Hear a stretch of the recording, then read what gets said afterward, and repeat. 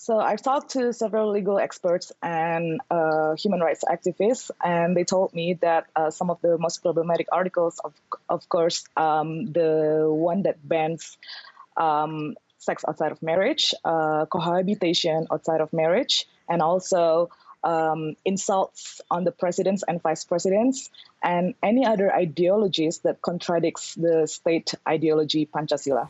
Yeah. So let's start with this one where you can't have sex outside of marriage and you can't cohabitate unless you are married. Who in your mind are they targeting with this law?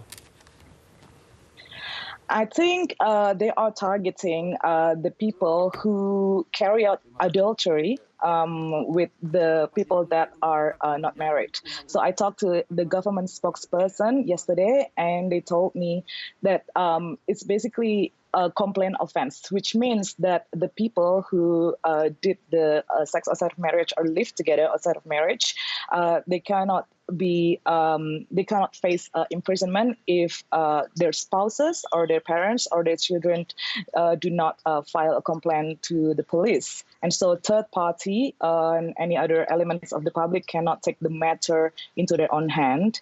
But also because this is a new penal code, which means that Indonesians and foreigners will also be subjected to the new penal code. So of course the concern now is what happens to the foreign tourists who have sex outside of marriage here in Indonesia. Yeah, and Bali would be a very good example where there would be a lot of expats from all around the world living with Balinese people, or Indonesian women or men.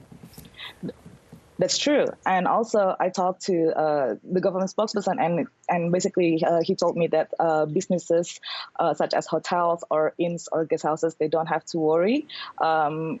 Basically, like if the person is not married, they're single and nobody actually complains about them, then they can carry out the business as usual. And also people who live together outside of marriage, they also, they don't have to worry about this. But the human rights activists that I talked to actually worried that because this is the state basically micromanage the citizens' private lives, micromanage their relationship, and this will develop a stigma among the people who view the acts as a sin. So it will basically be a booster for vigilante actions, which has happened in Indonesia in the past years. It gives that kind of permission that it's against sort of the Indonesian way of life to a degree.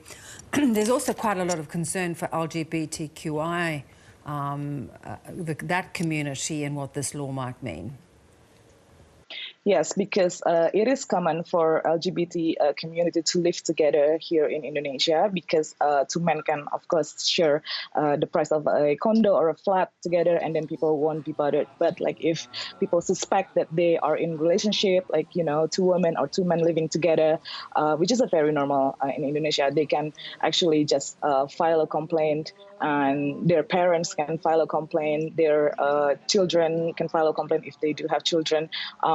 And it will actually, create a social stigma, and of course, like it will boost the vigilante actions among the people who viewed this kind of relationships as a sin. Yes, and of course, gay marriage is not allowed, so they're just caught in the middle of this law. Yes, but actually homosexuality is not a criminal. It's not a crime in Indonesia, but it is very, very frowned upon. Yeah. Let's talk about you're not allowed to criticise the president or the vice president, these other issues that might go against, as you say, ideologies. What's driving that? I think Indonesia is trying to detach themselves from Dutch colonialization, because our old penal code was actually 104-year-old. So Indonesia is trying to create its own penal code, and it has been 60 years in the making, and it has basically gone through many changes in the government. But now, like, I think human rights activists have pointed out that this ban on insulting the president and vice president is a leftover of the colonialization. So what's the difference now? I think like the government is trying to emphasized that president and vice president is like these holy figures that you cannot basically criticize them. Of course, like you can criticize the policies, but the interpretation of our criticism will be left to the court, will be left to the law enforcement, and it is just eroding our democracy. Yeah, and freedom of speech, it would sound too.